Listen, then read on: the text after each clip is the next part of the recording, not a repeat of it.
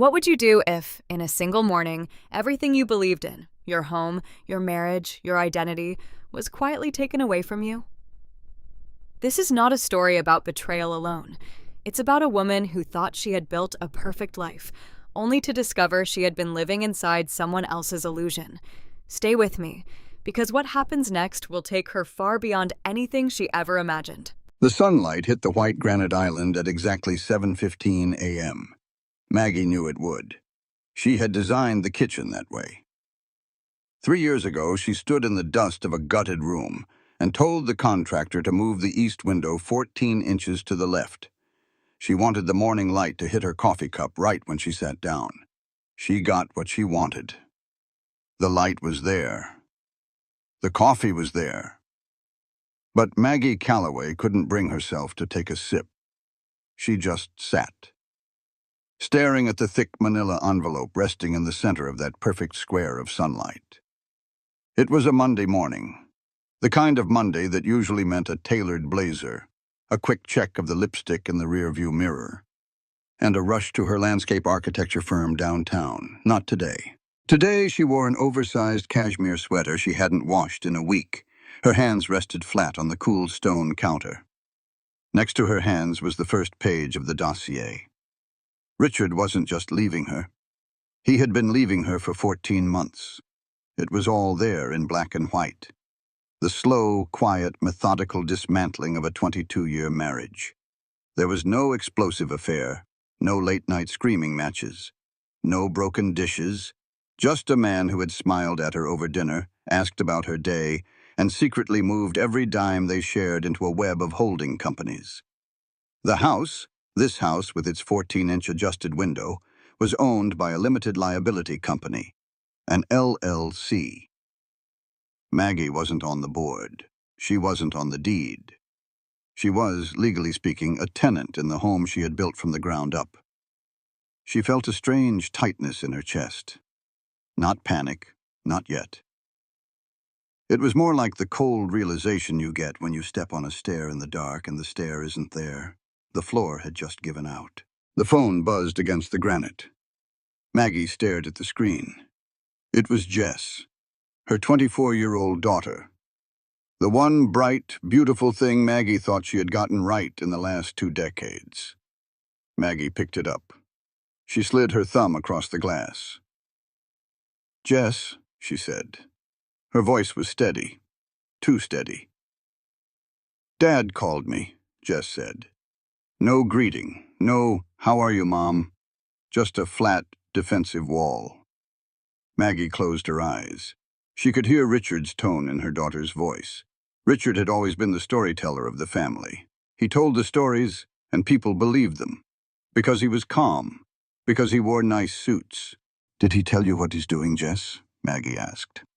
"He told me you two are separating," Jess said. A beat of silence. Then, the knife. "He said you're making it difficult. That you're trying to drag his business down just because your firm is losing contracts. Mom, why do you always have to make work the center of everything?" Maggie opened her eyes. The kitchen felt suddenly enormous, empty, cold. "Your firm is losing contracts." Richard's lawyers were already drafting motions to claim half her struggling design firm, claiming it was built on shared marital assets. The same assets he had just drained. Jess was siding with him. Because of course she was. To Jess, Richard was the steady provider. Maggie was just the woman who was always on a conference call. The woman who missed 2 dance recitals back in 2014 to keep the mortgage paid. "Jess, listen to me," Maggie said. She stood up. The chair scraped loud against the hardwood. "He hid the money. He put the house in a trust I can't touch. He's leaving me with absolutely nothing." "Dad wouldn't do that," Jess snapped. It was a quick, sharp rejection. "He said you'd play the victim. He said you've always prioritized yourself." Maggie stopped breathing for a second. The injustice of it tasted like copper in her mouth. 22 years of keeping the peace. 22 years of shrinking herself down so Richard's ego could fill the room. She gripped the edge of the counter. She needed Jess to hear this. Not as a mother trying to win an argument, but as a woman talking to another woman. "Jess," Maggie said. Her voice dropped. It wasn't loud, but it was heavy. It carried the weight of 2 lost decades. "Listen to my words, because you need to know this before you make the same mistakes I did."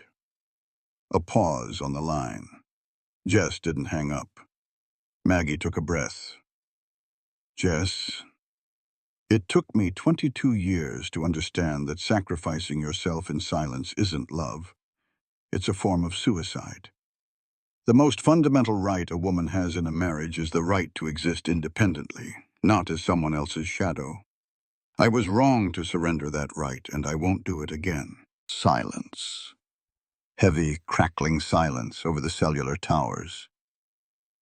"I have to go to work, Mom," Jess whispered. Click. The call ended. Maggie stood in the kitchen for another 5 minutes. She looked at the coffee. She looked at the dossier. Then she walked to the hall closet, grabbed her heavy wool coat, took her car keys off the hook, and walked out the front door. She didn't pack a bag. She didn't leave a note. She just got in her SUV, put it in drive, and drove. She drove for 6 hours. No music, no podcasts, just the hum of the tires against the asphalt and the steady, rhythmic thumping of her own heartbeat. She headed north. I-25 out of Denver, past Fort Collins, across the state line into Wyoming. She didn't have a destination. She was just a woman trying to put miles between herself and a life that had suddenly evaporated. For 22 years, every single movement she made had a purpose: a grocery list, a client meeting, a parent-teacher conference. This was the first time she was moving just to move. The sky ahead began to change. It wasn't a slow transition. Wyoming didn't do slow. The crisp, blue afternoon turned the color of a bruised plum. Then it turned gray, a thick, heavy gray that seemed to swallow the horizon. The temperature gauge on the dashboard dropped fast. 30 degrees, 25, 18. Then the snow started. It wasn't pretty. It wasn't the soft, dancing flakes you see on a holiday card. It was a horizontal, violent wall of white. It slammed against the windshield. The wipers struggled to push it away. Maggie gripped the steering wheel. Her knuckles were white. The road disappeared. The painted lines vanished under an inch of ice. Then 2, then 4. Ping. A yellow light flared on the dashboard. The fuel icon. Maggie swore under her breath. She glanced at the screen. 15 miles to empty. She was in the middle of nowhere. The signs for civilization had faded an hour ago. She squinted through the blinding white. Nothing. Just endless freezing plains. 10 miles to empty. The SUV fishtailed. Maggie fought the wheel, pumping the brakes, feeling the heavy vehicle slide sideways before finally catching traction. Her heart was hammering against her ribs. She couldn't die out here. Not today. That would be entirely too convenient for Richard. Through the roaring snow, she saw a shadow. It was a rusted tin roof, propped up on wooden posts. Beneath it, 2 old, sun-faded gas pumps. It looked like a relic from the 1970s. Maggie didn't care. She wrenched the wheel, turning off the highway and crunching through the snowdrift toward the pumps. She threw the car in park. The engine shuddered and died. She sat in the sudden quiet. The wind howled against the windows, shaking the heavy frame of the SUV. She looked at the gas pumps. There were no hoses attached to them. They had been dead for a decade. "Perfect," she whispered. She grabbed her coat. She zipped it up to her chin, pushed the heavy door open, and stepped out into the Wyoming winter. The cold hit her like a physical blow. It stole the breath from her lungs. She stumbled through the knee-deep snow, moving past the dead pumps, toward a weathered wooden building set back from the road. There was a light on inside, a dim yellow glow. She didn't knock. She just grabbed the brass handle and shoved the door open. A bell jingled above her head. The place smelled like motor oil, old coffee, and wet leather. It used to be a convenience store, maybe, but now it was just a staging area. Heavy chains hung on the walls. Coils of barbed wire sat in the corner, and a man was standing behind a battered wooden counter. He didn't jump when the door crashed open. He didn't even look surprised. He just slowly wiped his grease-stained hands on a rag and looked at her. He was tall, broad-shouldered. He wore a faded canvas jacket and a Stetson pulled low over his eyes. His face looked like it had been carved out of the same granite Maggie had left in her kitchen. Hard, weathered, unforgiving. He looked at her expensive coat. He looked at her Italian leather boots, now ruined by snow. He didn't ask if she was okay. He didn't offer her a cup of coffee. Maggie stood there, shivering, her teeth clicking together. "My car," she managed to say. "It's dead. Out of gas." The man tossed the rag onto the counter. "Pumps have been dry since '98, he said. His voice was a low gravel rumble. It sounded like a truck engine turning over in the cold. "I need to call a tow truck," Maggie said. She crossed her arms, trying to keep her spine straight. She was still trying to be the woman who managed things. The man let out a short, humorless breath. He pointed a thick finger toward the frosted window. "Take a look out there, lady," he said. "The interstate is gone. Highway patrol closed the pass 20 minutes ago. Nobody is coming to tow you." Maggie turned and looked. He was right. There was no road anymore, just a swirling, violent whiteout. Panic, real and sharp, finally started to claw at her throat. "Then I need a hotel, a motel, anything." "Town is 40 miles south," he said. "You won't make it a mile in that." He walked around the counter. He was even bigger up close. He didn't crowd her, but he took up the space in the room. He walked to the window, looked at the sky, and then looked back at her. "Cole Hargrove," he said. It wasn't an introduction. It was a statement of fact. "Maggie Calloway," she replied automatically. Cole didn't care about her last name. He grabbed a heavy iron key off a hook on the wall. He walked past her, pulling the front door open. The wind screamed into the room. He stopped in the doorway and looked back at her. "Blizzard," he said, his voice cutting through the howl of the wind. 2 days at least." He pointed toward a small, dark structure sitting about 50 yards away, barely visible through the snow. "The west bunkhouse has a stove. There's wood on the porch." He didn't wait for her to agree. He didn't ask for her gratitude. He just tossed the heavy iron key. It clattered onto the wooden floorboards at her feet. Then he walked out into the storm, heading toward a massive barn in the distance, disappearing into the white. Maggie stood alone in the shop. She looked down at the key. She was 47 years old. She had a master's degree.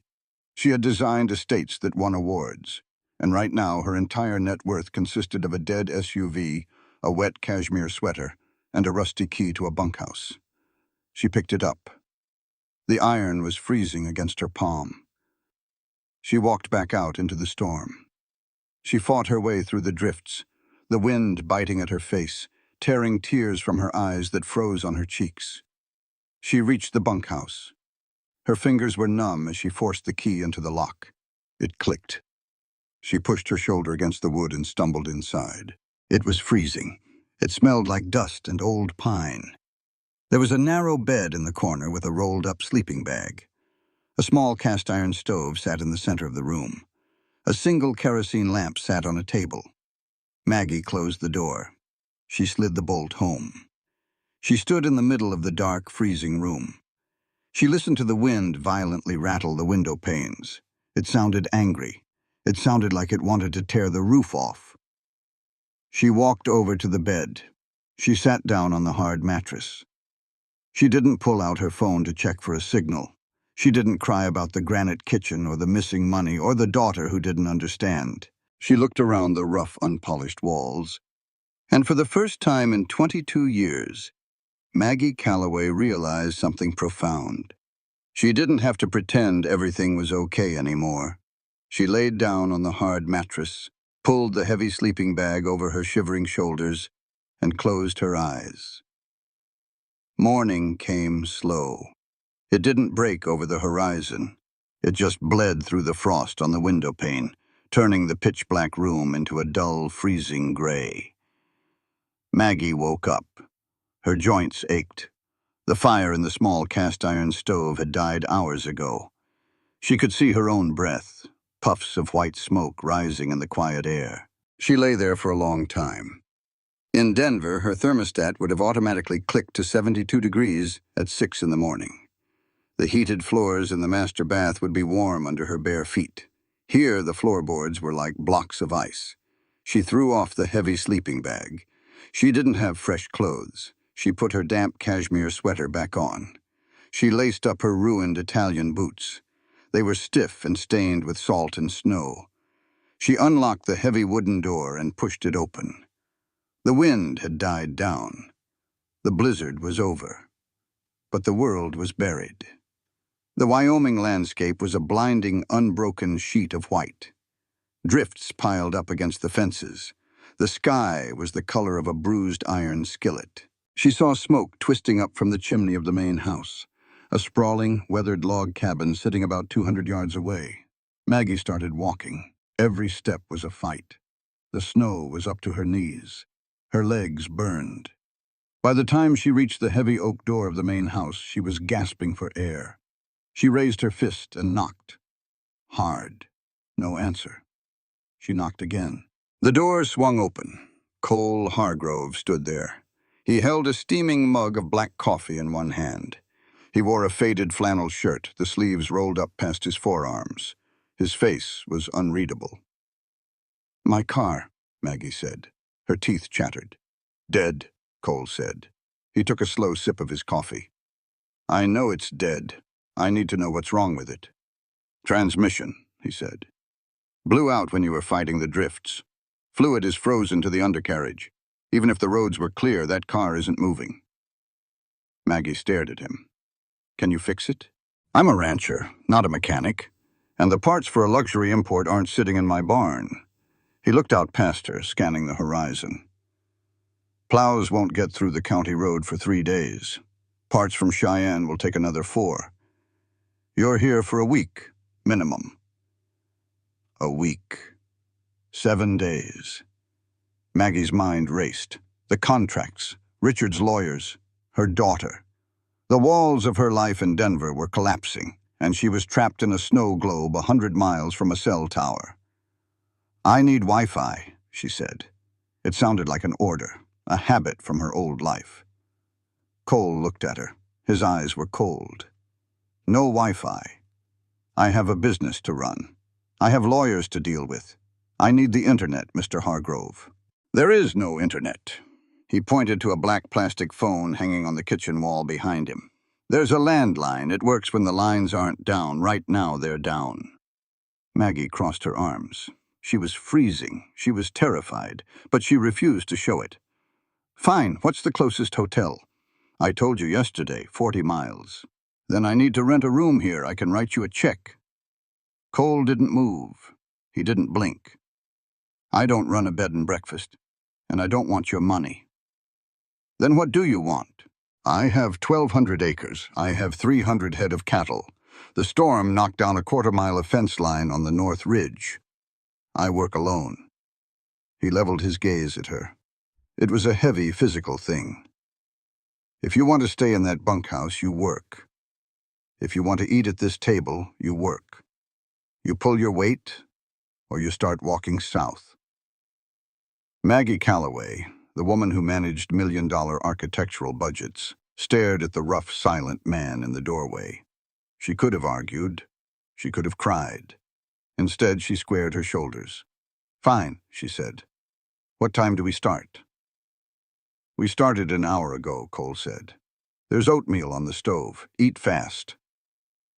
By noon, Maggie thought her back was going to snap in half. The cold was ruthless.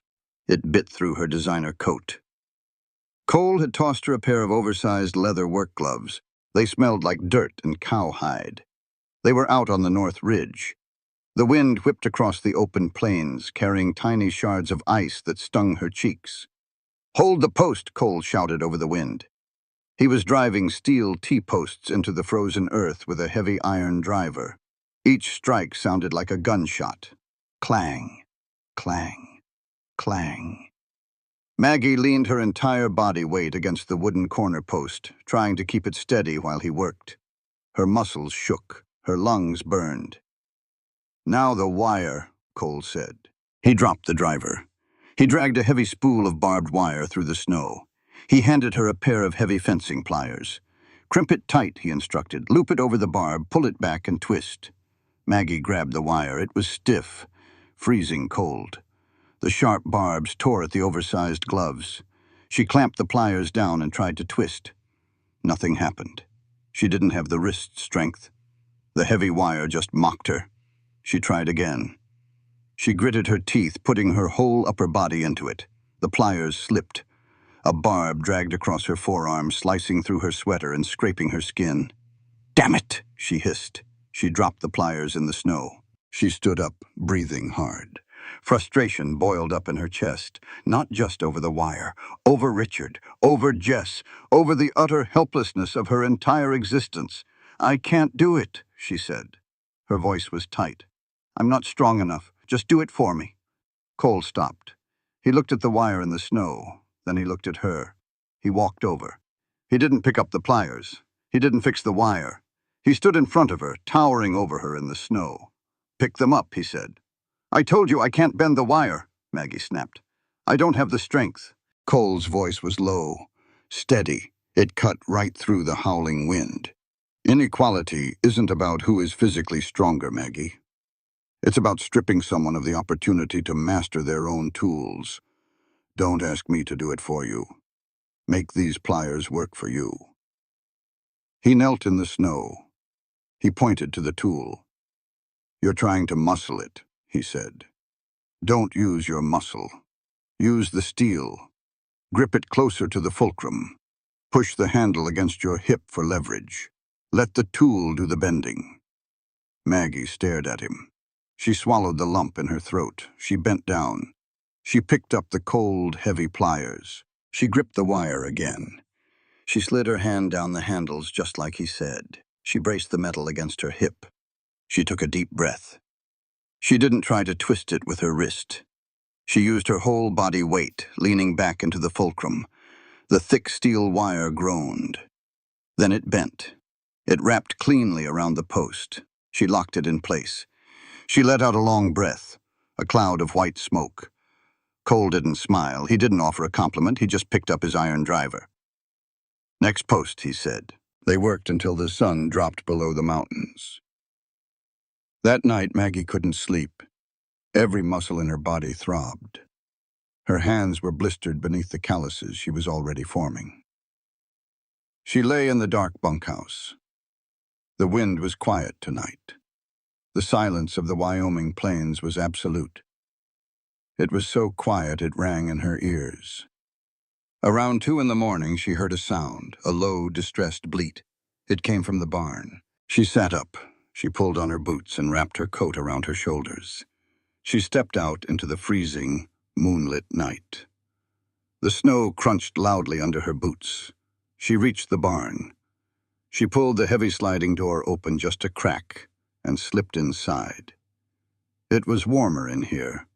It smelled of sweet hay, manure, and animals. She walked down the center aisle. Near the back, in a small pen filled with fresh straw, she saw a lantern glowing. Cole was sitting on the ground. His legs were crossed. In his lap was a newborn calf. It was tiny, shivering violently. Its coat was wet and matted. Cole had a thick woolen blanket wrapped around the animal. He was holding a large nursing bottle, carefully pressing the rubber nipple to the calf's mouth. He was speaking. Maggie stopped breathing. She pressed her back against the wooden stall. The man who had barked orders at her all day. The man with eyes like flat slate. He was talking to the animal in a voice she didn't recognize. "Easy now," Cole murmured. His voice was a soft, deep rumble. "You have to drink. The cold is a liar. It tells you to sleep. You don't listen to it. You drink, and you fight." He stroked the calf's head with a large, calloused hand. His touch was incredibly gentle. "That's it," he whispered. "Keep fighting." Maggie stood in the shadows for a long time. She watched the hardened rancher sit on a dirt floor, giving everything he had to keep a fragile thing alive. He didn't know she was there. She didn't make a sound. She finally turned and walked quietly back to the bunkhouse. When she lay back down on her hard bed, the cold didn't feel so sharp anymore. She stared up at the ceiling. She realized something she hadn't expected. She wasn't scared of Cole Hargrove. And for the first time in a very long time, she wasn't scared of the dark either. 4 days passed. The routine became a rhythm. Wake up before dawn. Eat eggs and toast in silence. Chop wood. Haul feed. Fix fences. Eat dinner. Collapse. Maggie's hands stopped bleeding. They grew hard. Her shoulders stopped screaming every time she lifted a bucket. She learned how to move in the snow. She learned how to breathe the thin, freezing air. On the 5th day, the county plow finally broke through the main road. The phone lines came back up. Maggie was at the kitchen sink washing the breakfast plates when she heard the landline ring. Cole was out in the barn. She stared at the black plastic phone on the wall. It looked like a bomb waiting to go off. She wiped her wet hands on her jeans. She picked up the receiver. She dialed the number for her office in Denver. It rang twice. Callaway Designs. Her assistant's voice answered. It sounded thin and stressed. Sarah, it's Maggie. Oh my God, Maggie, are you okay? Where are you? The lawyers have been calling non-stop. I'm stranded up north, blizzard. Tell me what's happening. There was a pause on the line, the kind of pause that meant bad news. We lost the Harrison account, Sarah said quietly. Yesterday. Maggie closed her eyes. The Harrison account was their biggest contract of the year. It was the only thing keeping the firm afloat. Why? Maggie asked. The designs were perfect. They approved the drafts. I know, Sarah whispered. But Richard's people, they've been talking. At the country club. At the Rotary meetings. There's a rumor going around that you're having a mental breakdown, that you abandoned your business. They told Harrison you were unreliable. Maggie gripped the phone. The plastic creaked. Richard wasn't just taking her money. He was salting the earth. He was making sure she couldn't build anything new. He was using his reputation, the calm, collected, successful husband, to paint her as the hysterical, unstable wife. What about the payroll? Maggie asked. Her voice was hollow. We have enough for 2 weeks. After that, Maggie, the accounts are frozen. Richard's lawyers filed an injunction. Okay, Maggie said. She felt numb. Okay, just hold the fort, Sarah. I'll be back as soon as I can. She hung up the phone. She stood in the quiet kitchen. The ticking of the wall clock sounded like a hammer. She had nothing. She leaned over the sink, bracing her weight on her arms. She took a deep, ragged breath. She wanted to scream. She wanted to break a plate against the wall. The front door opened. A blast of cold air hit her back. Cole walked in. He kicked the snow off his boots. He held a stack of mail in his hand. The plow driver must have dropped it off at the county road mailbox. He didn't look at Maggie. He walked to the wooden dining table. He dropped the mail. He pulled off his gloves. He flipped through the envelopes, bills, catalogs. Then he stopped. He held a thick, heavy envelope. It looked expensive. High-grade cream paper. Return address from a law firm in Cheyenne. Cole stared at it. His jaw tightened. The muscle in his cheek ticked. He ripped the envelope open. He pulled out a stack of legally bound papers. He read the first page. Maggie watched him. She saw the subtle shift in his posture, the way his shoulders went rigid. It was the exact same way a man looked right before a bar fight. He threw the papers onto the table. Damn it, he muttered. It was low, dangerous. He turned and walked back out the front door, letting it slam shut behind him. Maggie wiped her eyes. She walked slowly over to the table.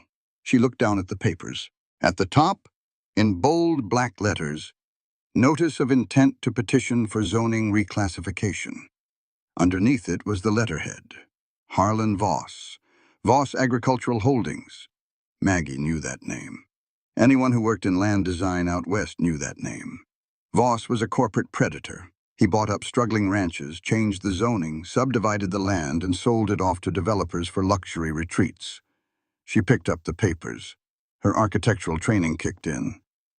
The grief over her own firm faded to the background. This was a language she understood. She read the document. It was a masterpiece of legal extortion. Voss was offering to buy the Hargrove Ranch at a fraction of its value. If Cole refused, Voss stated his intent to lobby the county board. He wanted to reclassify the valley under Section 14C of the 2019 Land Use Act. If the zoning changed, Cole's property taxes would triple. The agricultural exemption would be gone. Cole wouldn't be able to afford the land he stood on. He would go bankrupt in a year. It was a squeeze play, perfectly legal, utterly ruthless. The door opened again. Cole stepped back inside. He carried an armful of firewood. He dropped it hard next to the stove. Dust flew up in the air. He saw Maggie holding the papers. "Put that down," he said. The gravel in his voice was sharp. Maggie didn't drop it. She looked at him. "Harlan Voss is trying to bleed you out," she said. Cole stood up straight. "It's none of your business. Put it down." "He's using Section 14C, Maggie continued, ignoring him. "He's banking on the county board siding with corporate tax revenue over a single rancher. It's a classic squeeze."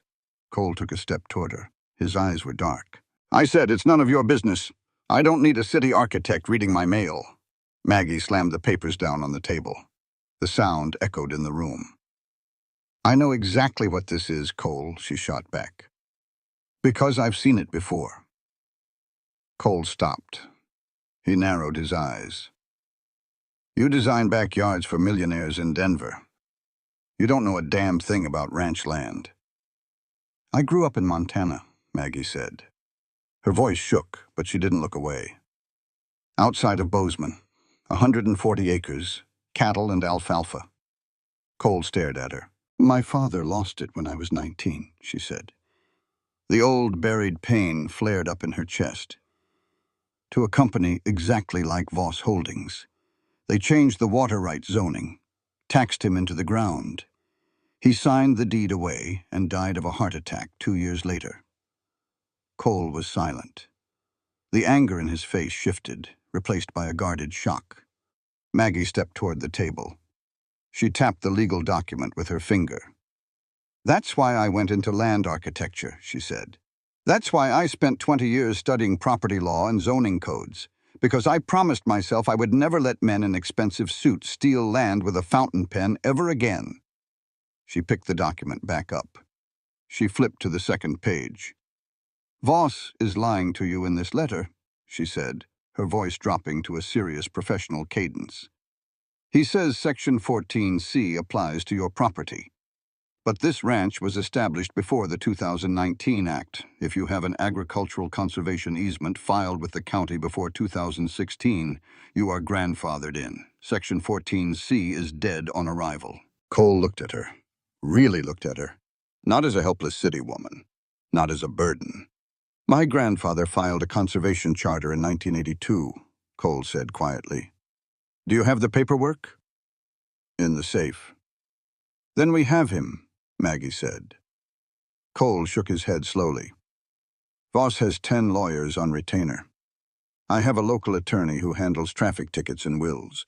We go to a county hearing. Voss will bury me in paperwork." Maggie felt a sudden, fierce heat in her blood. Her own life in Denver was over. Richard had taken her past. He had taken her future, but right here, in this kitchen, she had a weapon, and she knew how to use it. She looked Cole dead in the eye. "The law was written to protect people from the brutality of greed, not to serve as a tool for the wealthy to trample on the sweat of the vulnerable," Maggie said, speaking the words with absolute, ringing clarity. "This ranch isn't just a number on a balance sheet, it's a legacy, and they don't have the right to put a price tag on the life of this land." Cole held her gaze. The silence stretched between them, thick and heavy. "I'll need to read the charter," Maggie said, "and the original deed." "You're offering to fight Voss?" Cole asked. "I'm offering to do my job," Maggie said. Cole looked at her ruined hands, at the healing cuts on her arms, at the fire burning in her eyes. He didn't say thank you. He didn't smile. He just turned on his heel, walked over to the heavy iron safe in the corner of the room, and started spinning the dial. The paperwork smelled like dust, like dry pine and 60 years of hard winters. Cole set the stack of heavy yellowed envelopes onto the kitchen table. He didn't say a word. He just backed away, crossing his arms over his chest. Maggie pulled out a chair. It scraped loud against the floorboards. She sat down. The kitchen radio was tuned to a local AM station. An old George Jones track was playing low in the background. It was real country, just a weeping steel guitar, and a voice that sounded like it had lived 3 lifetimes. None of that modern, overcooked pop country noise you heard in Denver coffee shops. Just pure, honest heartache. It fit the room perfectly. Maggie untied the string on the first envelope. She pulled out a stack of deeds. She wasn't Maggie the stranded housewife anymore. She wasn't the woman whose husband had quietly erased her from their bank accounts. She was Maggie Calloway, lead architect, land use specialist. Her eyes scanned the dense typewritten text. She moved fast. She knew exactly what she was looking for. She pushed aside water rights from 1970. She bypassed boundary disputes from 1984. Cole leaned against the kitchen counter. He watched her. He had expected her to break down. When he brought her into the bunkhouse a week ago, she looked like a stiff breeze would snap her in half. Her clothes were too clean. Her hands were too soft. She belonged in a glass office building, not a Wyoming blizzard. But right now her eyes were sharp. Her jaw was set. "Here," Maggie said. Her voice broke the quiet rhythm of the music. She slid a heavy piece of parchment to the center of the table. The edges were frayed. The ink was faded, stamped with a heavy blue county seal. Cole walked over. He looked down at the paper. "The Agricultural Conservation Charter," Maggie said. She tapped the date at the bottom. "Signed and filed by your grandfather. October 12th, 1982. "I know what it is," Cole said. His voice was rough. "I haven't looked at it since my old man died, but I know it's there. Voss knows it's there, too." "Voss is betting that you don't know what it means," Maggie countered. She leaned back in her chair. She looked up at him. "Voss is a corporate shark, Cole. He operates on intimidation. His lawyers sent you that notice citing Section 14C of the new zoning laws because 90% of independent ranchers will read that, panic, and sell before the taxes hit. But Section 14C has a grandfather clause, a specific exemption for properties with continuous unbroken conservation charters filed before the county expansion." Cole frowned. "So I just take this paper to the county board?" "No," Maggie said. "If you walk in there alone, Voss's attorneys will bury you in procedural motions. They'll argue your charter lapsed. They'll demand soil testing, environmental impact studies, a dozen things designed to bankrupt you with legal fees before a judge ever sees this deed. So what do? We." The word hung in the air. Cole hadn't even realized he'd said it. He didn't work with people. He didn't ask for help. But looking at Maggie, surrounded by his family's history, the word had slipped out entirely naturally. Maggie didn't flinch. She picked up a pencil. "We fight them with their own bureaucratic language," she said. "We don't wait for a hearing. We file a preemptive injunction citing the charter. We demand a summary judgment to permanently exclude the Hargrove Ranch from the 14C rezoning map. If we file it right, Voss can't touch you. He can't even force a hearing." Cole was quiet. He looked at the woman sitting at his table. "Why are you doing this?" he asked. It wasn't a hostile question. It was genuine. "Because you fixed my roof?" he pressed. "Because I gave you a bowl of oatmeal?" Maggie stopped writing. She looked down at the pencil in her hand. Her knuckles were bruised from the fencing work. Her nails were chipped. She looked back up at him. Her eyes were fiercely clear. "You need to understand something about the law, Cole," Maggie said. Her voice was steady, resonant with absolute conviction. "Conservation isn't just about saving trees or drawing lines on a map. It's about preserving the dignity of rural communities. The law is designed to prevent economic erasure. When corporations buy up agricultural land just to flip it for profit, they don't just erase a farm, they erase a culture. They erase human history. The true value of this land isn't what Voss can build on it. It's the generations of honest work it represents. Defending that isn't just a legal maneuver, it's a moral obligation. Cole didn't move. He absorbed her words. They hit him harder than a physical blow.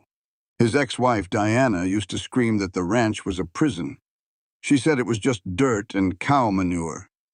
She left because she wanted a life with a pulse. Maggie Calloway was sitting in the same chair Diana used to sit in, looking at the same dirt and calling it a legacy. Cole nodded slowly, a single sharp movement of his chin. "All right," he said. "Draft the injunction." For the next 3 days, the kitchen table became a war room. They worked side by side. Maggie handled the legal jargon. She cross-referenced the state codes using Cole's outdated encyclopedia set and the few law books he had inherited. Cole provided the history. He mapped out the acreage. He gave her decades of livestock rotation schedules to prove the land had never ceased agricultural production for a single day. They barely spoke about anything else. But the silence between them changed. It was no longer the tense, defensive silence of two strangers trapped in a storm. It was the comfortable, heavy silence of two people pulling the same wagon. Late at night, when the fire died down, Cole would make a pot of black coffee.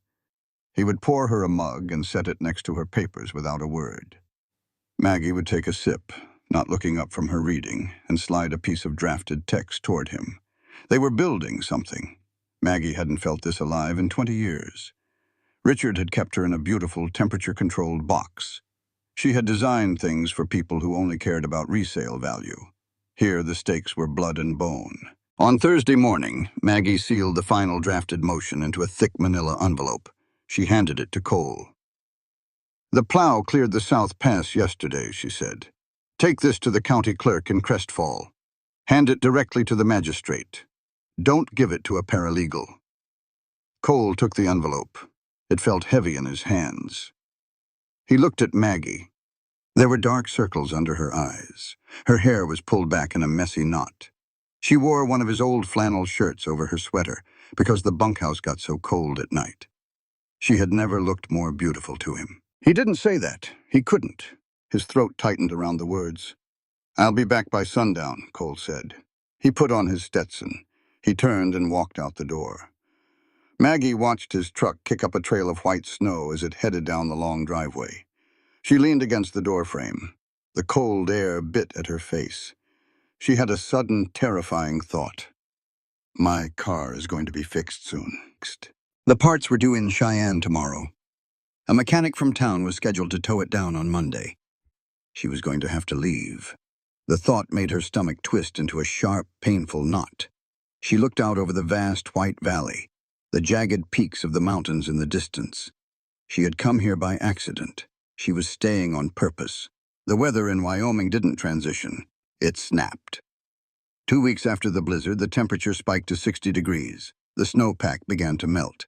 And then the spring storms rolled in. It started just after lunch. Maggie was in the kitchen, wiping down the counters. The sky outside the window turned a sickly, bruised purple. The air pressure dropped so fast her ears popped. Then the thunder hit. It didn't rumble. It cracked like a cannon shot right above the roof. The house shook. A second later, the sky opened up. It wasn't rain. It was a deluge. Sheets of heavy, freezing water pounded the earth, instantly turning the melting snow into a treacherous sea of mud. The front door slammed open. Cole stood there. He was completely soaked. Water poured off the brim of his hat. His chest was heaving. "The river is cresting," he shouted over the roar of the rain. "Flash flood warning. The lower pasture is already taking on water. I have 50 head of cattle down there." He didn't ask her for help. He just turned to grab a coil of heavy rope from the mudroom. Maggie didn't hesitate. She didn't think about her ruined boots. She didn't think about the cold. She grabbed her coat. She shoved her feet into a pair of oversized rubber muck boots Cole kept by the door. "I'm coming," she said. Cole stopped. He looked back at her. "It's dangerous, Maggie." The mud will pull you under. I grew up in Montana, Cole, she yelled over the thunder. I know how to move a herd. Let's go. They ran. The rain hit Maggie's face like tiny stones. The ground beneath her boots was a slippery, sucking trap. She fell twice before they even reached the pasture fence. Her knees were coated in thick, freezing mud. She scrambled back up. She kept running. They reached the lower pasture. The water was already ankle-deep and rising fast. The cattle were panicked. They were grouped tightly together, lowing loudly, paralyzed by the thunder and the rising flood. "We have to push them toward the ridge," Cole shouted. He vaulted over the wooden fence. Maggie followed. It was absolute chaos. The rain was blinding. Maggie could barely see 10 feet in front of her. The mud sucked at her boots, threatening to rip them off with every step. "Hey! Ha!" Cole bellowed, waving his arms, driving the herd from the left flank. Maggie took the right. She didn't have a whip, she didn't have a horse, she just had her own voice and her own body. "Move!" she screamed, waving her coat in the air. "Get up the hill!" A massive, frightened steer turned toward her. Its eyes were wide with panic. It lowered its head. For a split second, Maggie froze. The animal weighed a ton. If it charged, it would crush her into the mud. Cole's voice cut through the storm. "Hold your ground, Maggie. Don't step back." She planted her feet in the mud. She threw her arms out wide. She stared right into the massive animal's eyes. "Ha!" she screamed, taking one aggressive step forward. The steer blinked. It turned. It lumbered up the hill, following the rest of the herd. They fought the mud and the rain for 40 solid minutes. It was grueling, brutal work. Every muscle in Maggie's body burned. Her lungs dragged in the freezing, wet air. But she didn't stop. She anticipated Cole's movements. When he flanked left, she cut right to close the gap. They didn't need to speak. They moved on pure instinct. Two halves of a whole. Finally, the last calf scrambled over the crest of the ridge, safe from the rising water. Cole slammed the heavy metal gate shut. He threw the chain over the latch. They stood there. They were covered in thick black mud from head to toe. They were soaked to the bone. The rain was still coming down in heavy, relentless sheets. Cole turned and walked toward the large equipment shed at the edge of the ridge. Maggie followed him. They stepped under the corrugated tin awning. It didn't offer warmth, but it cut the driving rain. Maggie leaned back against the wooden siding. She was gasping for air. Her chest heaved. Water dripped from her eyelashes. Her hands were shaking violently from the adrenaline and the cold. She looked at Cole. He was leaning against a support beam a few feet away. He was breathing just as hard. His hat was ruined. His face was streaked with mud. He looked over at her. Maggie started to laugh. It bubbled up from deep in her chest. It wasn't a polite country club laugh. It was loud. It was breathless. It was the laugh of a woman who had just stared down a flood and won. Cole stared at her. For the first time since she met him, the hard lines around his mouth softened. The corner of his lip twitched. Then it pulled up into a slow, genuine smile.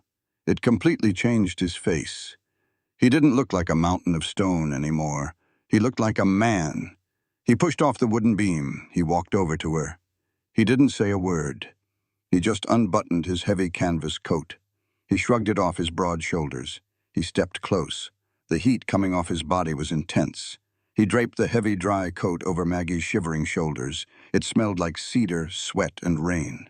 He stood right in front of her. His hands lingered on the collar of the coat for a fraction of a second. His knuckles brushed against her damp neck. A jolt of electricity shot straight down Maggie's spine. She looked up. His eyes were dark, deep. They were looking right through her.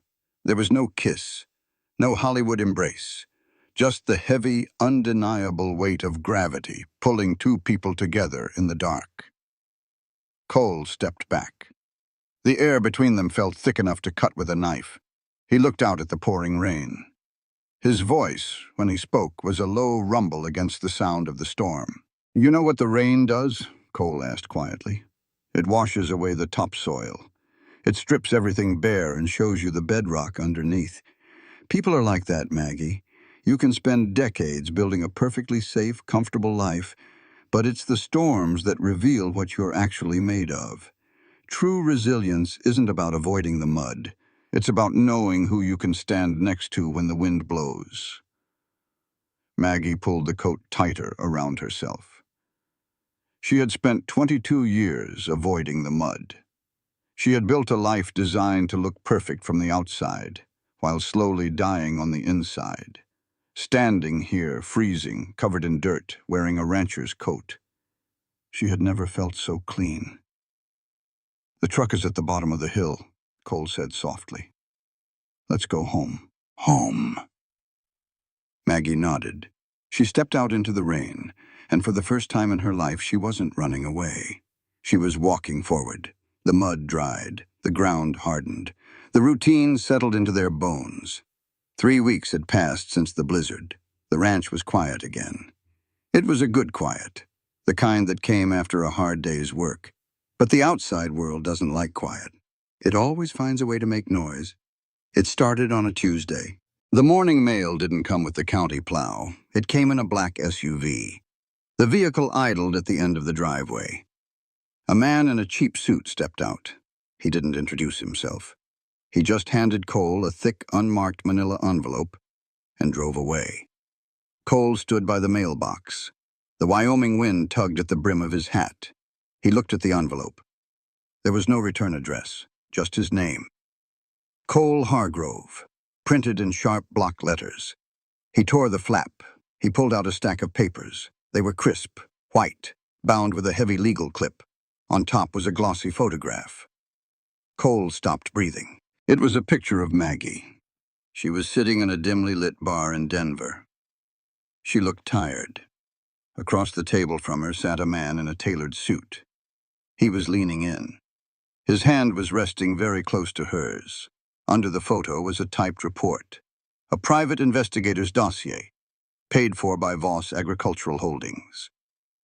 Cole read the first page, then the second. Subject, Margaret Calloway. Status, pending divorce. Financials, insolvent. Business assets, frozen. Then he read the notes on her family. Subject has been estranged from primary daughter Jessica Calloway for approximately 3 weeks. Subject has ignored 14 consecutive phone calls from said daughter. Subject abandoned residence without notice. Cole stared at the words. The wind howled across the plains, but he didn't hear it. All he heard was the echo of a door slamming 20 years ago. Diana had done the same thing. She had smiled at him over dinner. She had helped him balance the ranch ledgers, and the whole time she was living a second life. She had bags packed in the trunk of her car. She had secrets she never bothered to share. He had sworn he would never be a fool twice. He looked at the papers. He looked at the woman he thought he was starting to know. The woman who had fought a flood with him. The woman who had slept in his coat. Lies, his mind whispered. It's just a place to hide. She's running from a mess. And you're just the closest shelter. The heavy iron doors around Cole's heart slammed shut. The deadbolt slid into place. He walked back to the house. His boots hit the porch steps like hammer strikes. He opened the front door. Maggie was at the kitchen counter.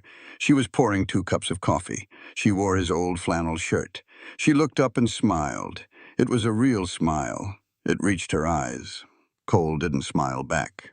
He walked to the table. He threw the dossier down. The glossy photograph slid across the wood and stopped right in front of her. "What is this?" Maggie asked. Her smile faltered. "You tell me," Cole said. His voice was flat. It sounded like cracked stone. Maggie looked down. She saw the photo. She saw the investigator's letterhead. The color drained from her face. "Cole, this is Harlan Voss," she said. Her voice jumped an octave. "He's trying to get into your head. He wants to drive a wedge between us before the hearing." "Who is the man?" Cole asked. "He's my lawyer. We were discussing the divorce settlement. Richard took everything." "And the phone calls?" Cole pointed a thick finger at the second page. "Your daughter. The report says she's been trying to reach you. Says you walked out on her." Maggie gripped the edge of the counter. Her knuckles turned white. "It's complicated," she whispered. "Jess is angry. She only knows her father's side of the story. I needed space. I needed to figure out how to survive before I could face her." Cole looked at her. He didn't see the woman who helped him save his cattle. He only saw the trauma of his own past looking back at him. Complicated, Cole repeated. He gave a short, bitter laugh. That's a city word. Out here things are simple. You either face your fires or you run from them. You ran. Maggie stepped back. It felt like he had hit her. You don't know what I've been through, she said, her voice shaking. You don't know what my marriage was. I don't, Cole agreed. His eyes were dead. Because you didn't tell me, you sat at my table. You read my family's history, but you didn't say a damn word about yours. I was going to, she pleaded. For the first time in my life, I felt like I didn't have to carry it all. I felt safe here. This isn't a hiding place, Maggie. Cole turned away. He walked to the window. He looked out at the driveway. Bob the mechanic came up while you were feeding the horses this morning, Cole said to the glass. Your car is fixed. The bill is paid. Silence filled the room. Heavy, suffocating. What are you saying? Maggie asked. Her voice was barely a breath. I'm saying the roads are clear. You don't need to be stranded anymore. Maggie stared at his broad back. He wouldn't even look at her. After everything. After the late nights. After the rain. He was throwing her away over a piece of paper sent by a man who wanted to destroy him. The old Maggie would have argued. The old Maggie would have managed the situation. But she was exhausted. She walked past him. She went into the bunkhouse. She packed her ruined clothes into her expensive bag.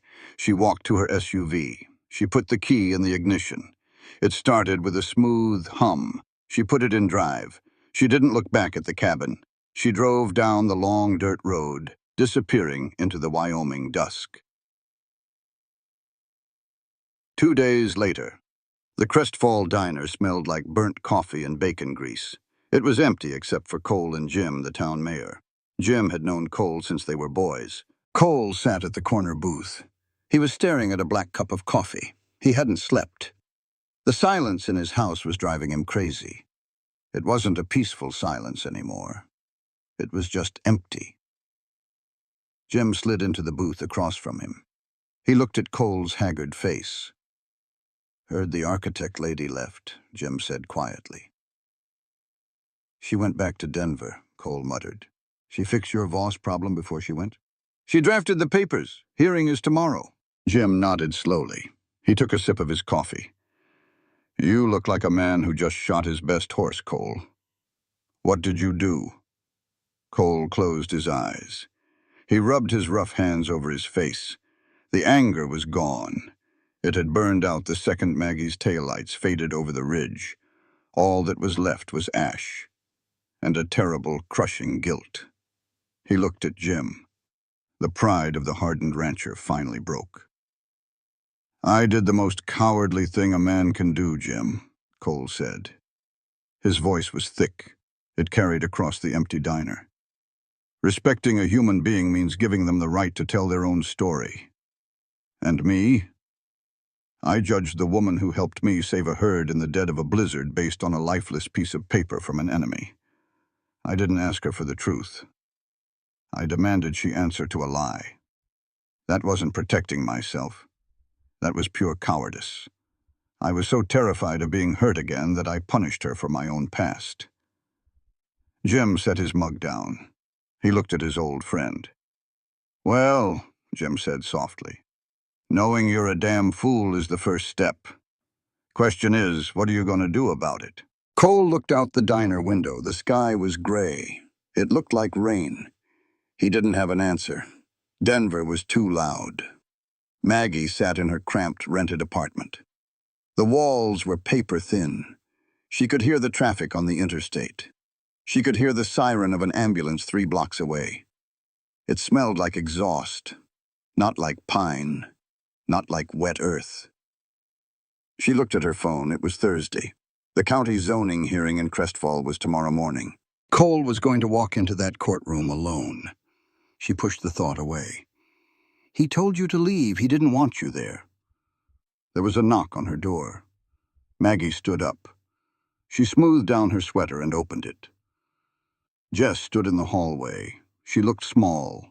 She held a paper coffee cup in both hands like a shield.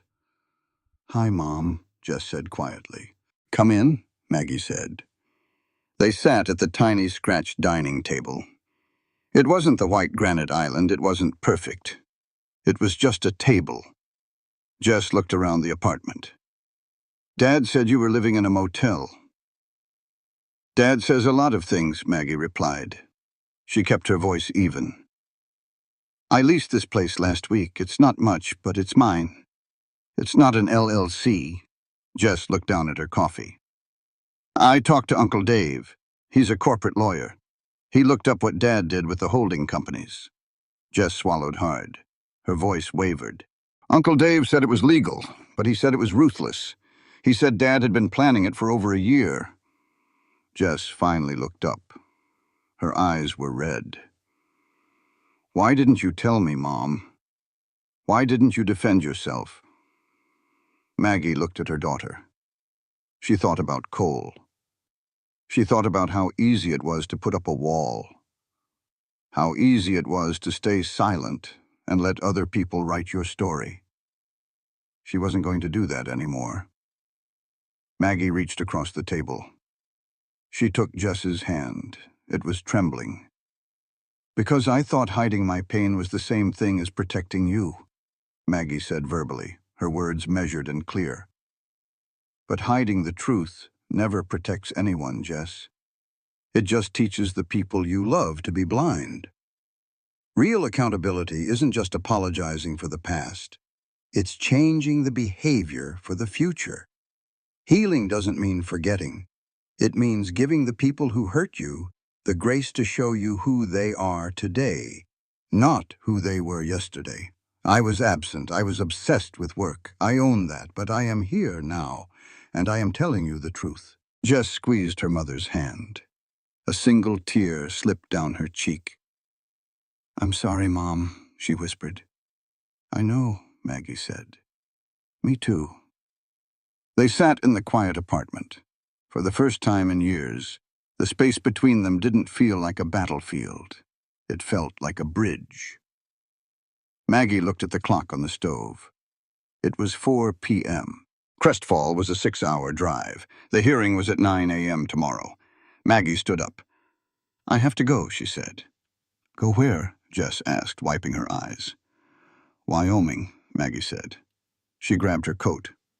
"There's a man fighting a corporation tomorrow, and he doesn't know how to speak their language." The Crestfall County Courthouse was built in 1912. It smelled like floor wax and old wood. The courtroom was packed. Local ranchers sat in the back pews. They were wearing their Sunday boots.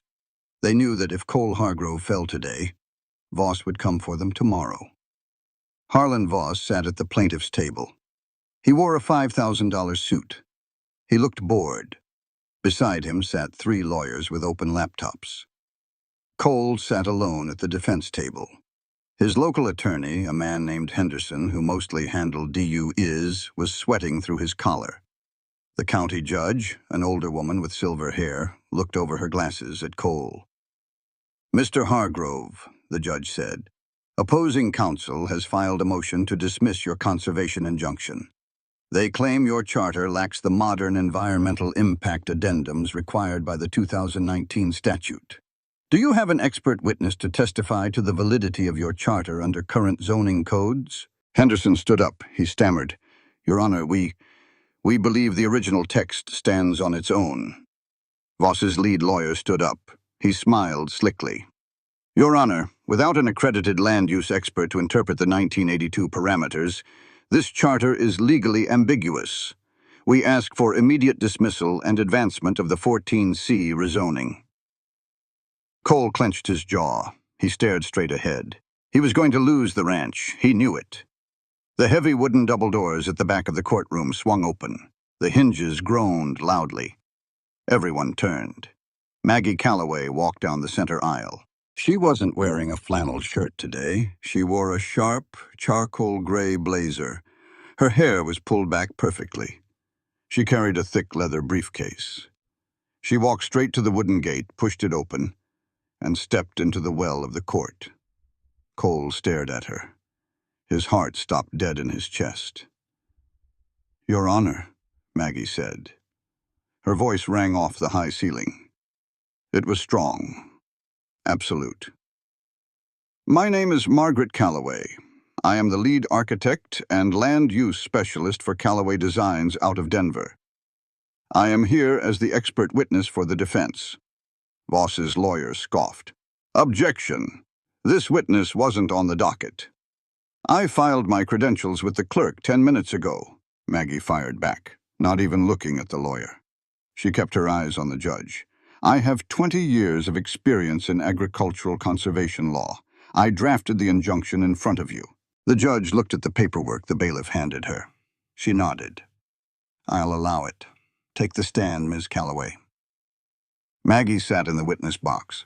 For the next 45 minutes, she went to war. She didn't just defend the charter. She dismantled Voss's entire legal argument. She cited case law. She broke down the soil management requirements. She proved piece by piece that the Hargrove Ranch not only met the 2019 standards, but exceeded them. Voss's lawyers tried to rattle her. They objected. They interrupted. Maggie didn't flinch. She was a force of nature. Finally, the judge raised her hand. Enough, she said. She looked at Voss. Counselor, your motion to dismiss is denied. Furthermore, based on the expert testimony, I am granting a permanent summary judgment in favor of the defense.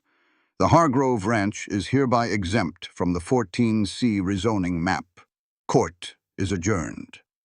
The gavel cracked. The ranchers in the back row erupted into cheers. Harlan Voss slammed his laptop shut and stormed out of the room. Cole sat at his table. He didn't move. He couldn't. Maggie stepped down from the stand. She packed her notes into her briefcase. She didn't look at Cole. She walked down the aisle and pushed through the double doors. Cole stood up. He knocked his chair backward. He ran after her. He caught her on the front steps of the courthouse. The morning sun was bright. The air was crisp. Maggie, he called out. She stopped. She turned around. She looked beautiful. She looked powerful. She looked like a woman who didn't need him at all. Cole walked down the concrete steps. He stopped 2 feet away from her. He took off his hat. He held it in his rough hands. You came back, he said. His voice was thick. I came back for the land, Cole, she said evenly. Not for you. Voss didn't deserve to win. She turned to walk toward her SUV. I was wrong, Cole said. The words stopped her. Cole stepped closer. He didn't care who was watching. He didn't care about his pride. I read that paper, Cole said, his voice raw. And I believed the worst, because I was terrified. I was terrified that if I let myself believe in you, you'd pull the rug out from under me. So I pushed you away first. Maggie looked at him. Her eyes were searching his face. I'm sorry, Cole said. It was the hardest thing he had ever done. I am so damn sorry, Maggie. Maggie stood on the courthouse steps. The wind blew her hair across her face. She looked at the man who had locked her out. The man who had just torn his own walls down. Apologies don't fix the past, Cole, she said softly. I know, he replied. He looked right into her eyes. But maybe they can start the future. They didn't go back to the ranch right away. Cole walked Maggie to her SUV. The courthouse crowd had dispersed. The street was quiet. It was just the two of them standing on the pavement, surrounded by the wide, empty Wyoming sky. Maggie unlocked her door. She didn't get in. She leaned against the cold metal. She looked at him. Cole stood there, his hat in his hands. He looked like a man who had just survived a war, only to realize the hardest battle was still waiting for him. I meant what I said, Cole told her. His voice was a low rumble. I'm sorry. I let my past make me blind to who you actually are. I know you are, Cole, Maggie said softly. But words are easy. Richard gave me 22 years of easy words. I need to know what you're actually doing about it. Cole didn't flinch. He didn't get defensive. He reached into the breast pocket of his heavy canvas jacket. He pulled out a piece of paper. It was folded neatly into thirds. It looked worn. like he had been carrying it around for days, folding and unfolding it. He held it out to her. Maggie looked at the paper. Then she looked at him. "What is this?" she asked. "It's a letter," Cole said. "To my daughter. To Emma." Maggie's breath caught. She didn't take the paper right away. "You wrote to her?" "I did," Cole said. He swallowed hard. 4 years, Maggie. 4 years I haven't seen her face because I was too proud to admit I didn't know how to be a father to a girl whose mother walked out. I just stayed on the ranch. I paid for her college, I sent her birthday cards, and I called it being a good provider. He stepped closer. He placed the folded paper into her hands. "Read it," he said. Maggie unfolded the paper. The handwriting was sharp, slanted. "Emma, I don't know how to bridge the gap between us. I built a wall to keep the hurt out, and I ended up keeping you out too. I was wrong. I'm not asking you to forgive me. I'm just asking you to let me try again. Love, Dad." It was short. It was raw. It was everything Cole Hargrove struggled to be. Maggie looked up. Her eyes were bright with unshed tears. "Cole, this is beautiful. When are you sending it?"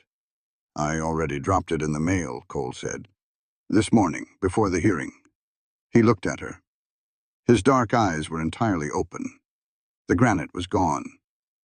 "I wrote it because of you," Cole said. Maggie shook her head. "No, you wrote it because you love her." "I wrote it because you showed me how," he corrected. His voice was absolutely steady. "I watched you drive back to Denver. I watched you face your daughter when you had nothing left. You taught me something, Maggie. Real courage isn't about standing your ground against an enemy. Real courage is having the humility to stand unarmed in front of the people you love, and admitting you failed them. You did that with Jess. You taught me how to be a father again. Because of you, I'm not hiding anymore." Maggie stared at him. The wind blew a strand of hair across her face. She had come to this ranch broken. She thought she was just a woman trying to survive a storm. She didn't know she had been a lighthouse for someone else. She carefully folded the letter. She handed it back to him. "She'll call you," Maggie whispered. "Give her time. But she'll call." "I know," Cole said. He put the paper back in his pocket. He looked at her SUV. He looked at her packed bags in the back seat. "You heading back to Denver?" Maggie followed his gaze. She thought about the tiny apartment, the sirens, the concrete. Then she looked at the man standing in front of her. "I have some things left in the bunkhouse," she said quietly. "I should probably come get them." Cole nodded slowly. The corner of his mouth twitched, just a fraction. "I'll leave the gate open," he said. The drive back to the ranch took an hour. The sun dropped behind the mountains. The sky turned a deep, bruised purple. By the time Maggie's SUV crunched over the gravel driveway, a cold, heavy rain had started to fall. The lights in the main cabin were glowing, warm, yellow. Maggie parked. She turned off the engine. She sat in the dark for a long minute. Her heart was hammering against her ribs. She was terrified. She was 47 years old. She was supposed to have her life figured out. Instead, she was sitting in the rain, about to walk into the house of a man who terrified her in the best possible way. She grabbed her purse. She stepped out into the rain and ran for the porch. She didn't knock. She just opened the heavy oak door. The cabin was warm. The fire in the hearth was blazing. The smell of wood smoke and coffee filled the air.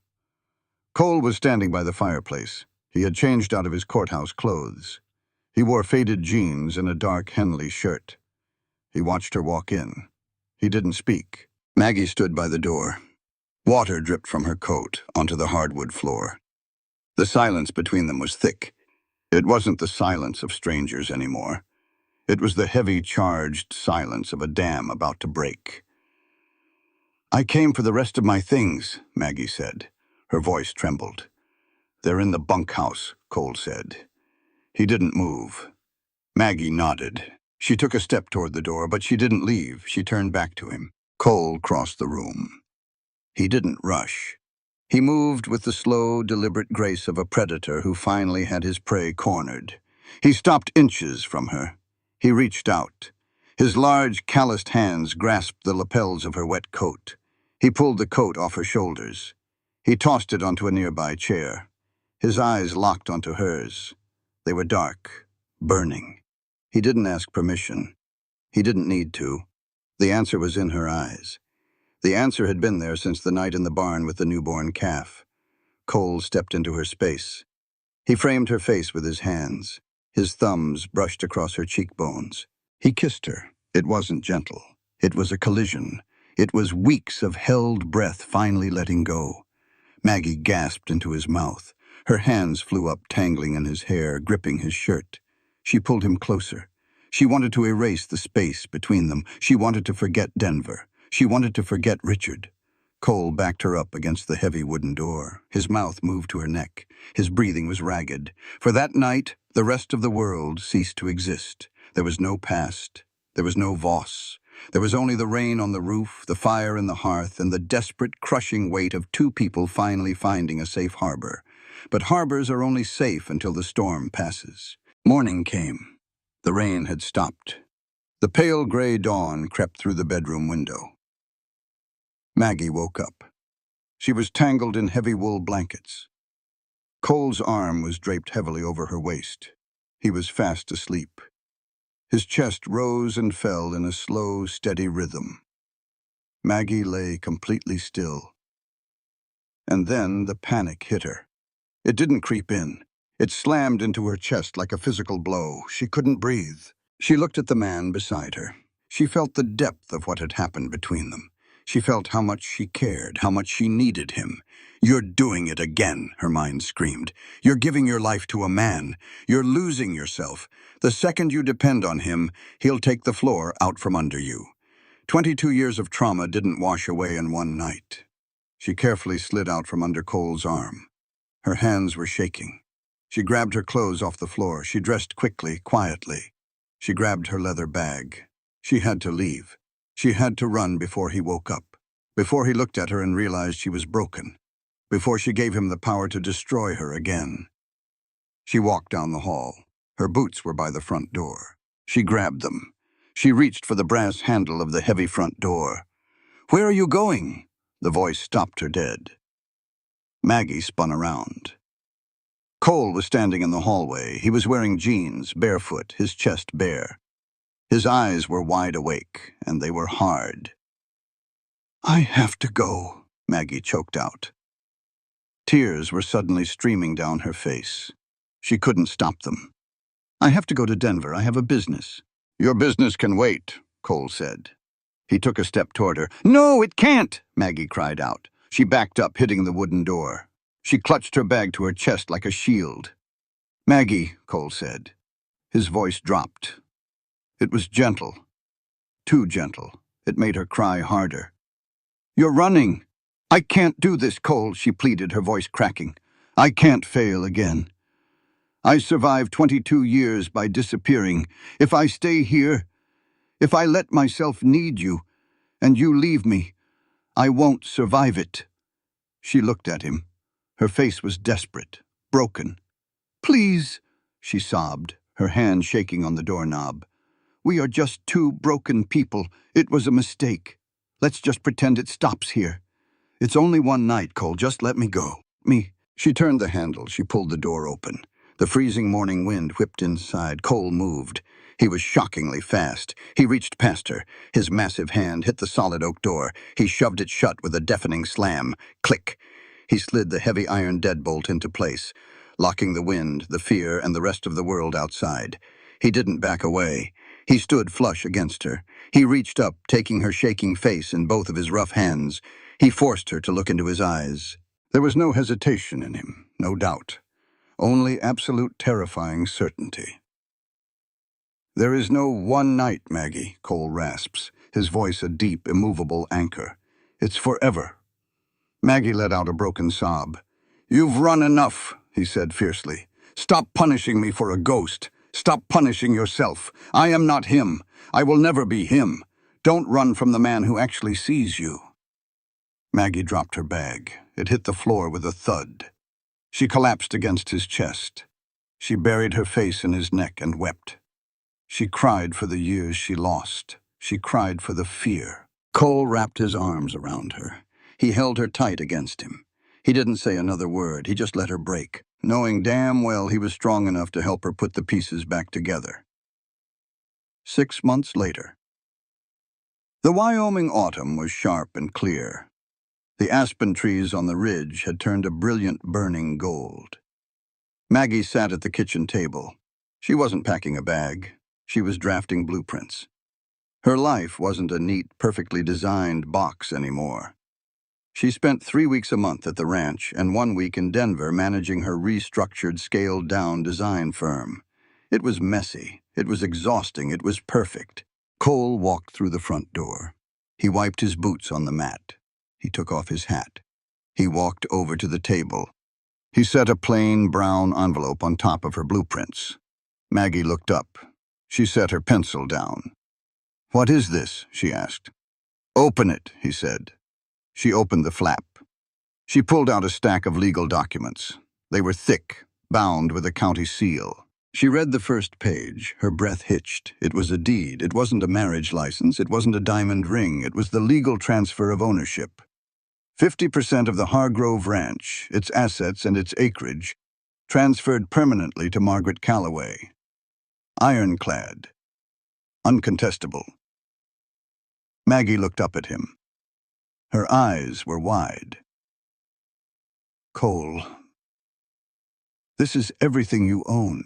"No," Cole said quietly. "It's everything we own. I don't know how to give fancy speeches, Maggie.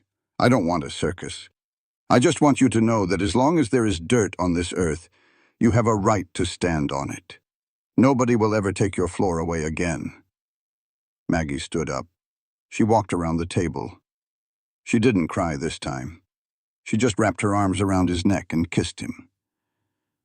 "Is this a proposal, Cole Hargrove?" she whispered against his lips.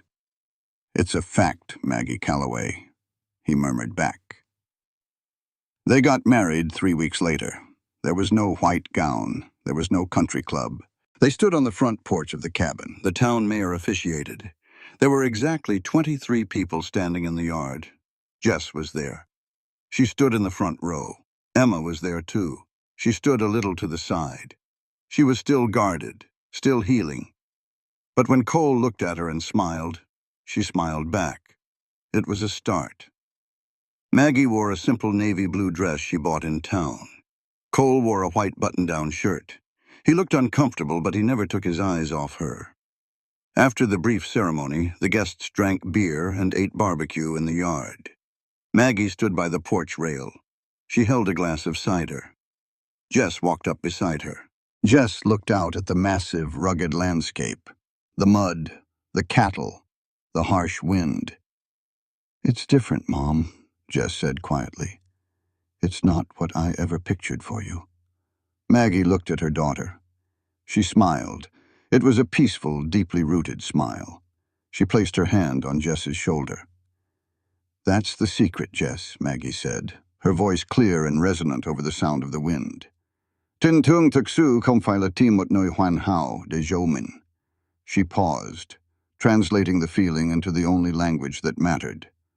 Real love isn't finding a perfect, spotless place to hide from the world.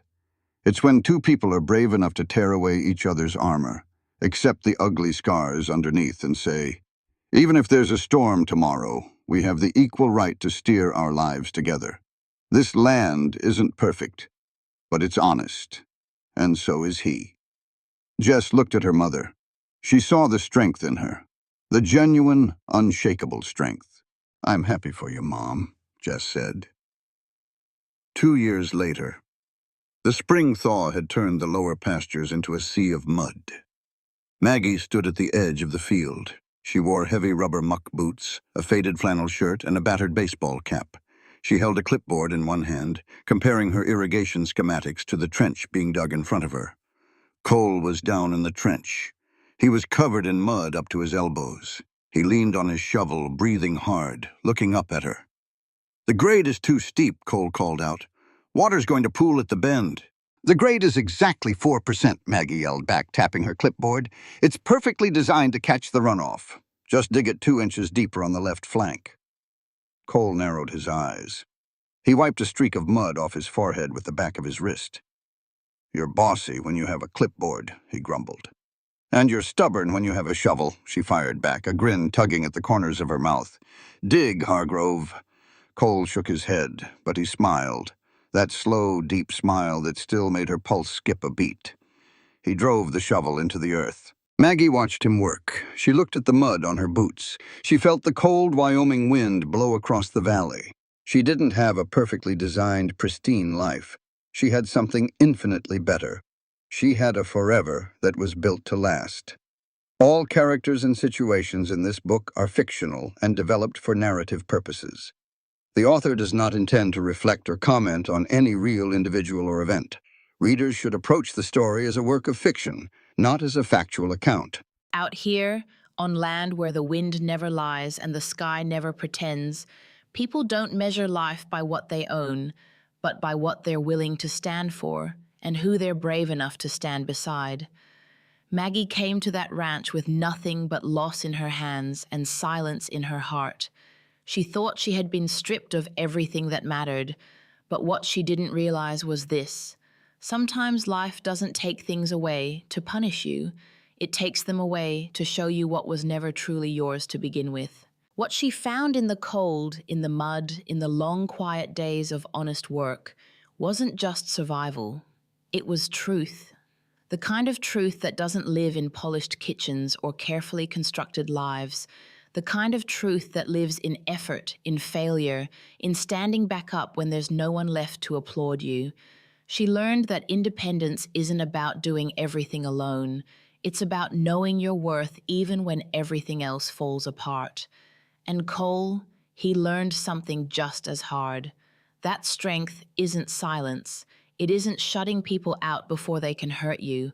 Real strength is choosing to trust again, even when your past tells you not to. This story isn't just about love. It's about becoming the kind of person who is ready for love. Because love, real love, doesn't come to save you. It comes when you've finally decided to stop abandoning yourself. Maggie stopped running from her voice.